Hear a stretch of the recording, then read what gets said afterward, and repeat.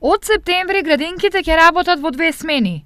Ова денес на пресконференција го соопшти министерката Царовска, според која овие институции мораат да се усогласат според потребите на граѓаните.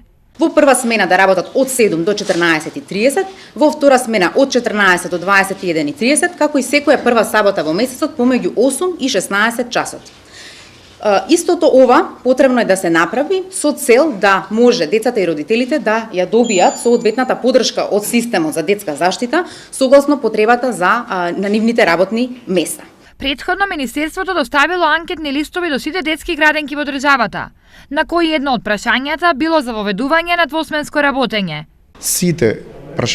На сите прашалници генерално беше одговорено со прашањето не, и ние тие прашалници ги испративме до страна на Министерството. Причина е што фабриките, дури и приватните фирми и државните работеле само прва смена и од таа причина потребата за одење во втора смена е намалена и после 2007 година целиот колектив се има организацијски престроено во работа во прва смена. За разлика од одговорите на родителите чии дечиња се згрижени во Остибовата градинка во Штип, анкетираните кочанчани се со спротивен став. Ја мислам дека треба да работат во 2 смени, бидејќи младите мајки одат на работа и потоа не можат да ги остават сами децата.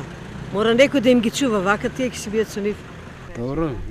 Градот голем, треба да има не сите, понекога. Да, би требало. Не можат сите прва. Тоа треба и попладне да има. И имаш на некои треби по конфекции што работат. Со цел проектот да се реализира во целост, од Министерството за труд и социјална политика најавија нови вработувања, како и отворање на 13 нови градинки до крајот на оваа година.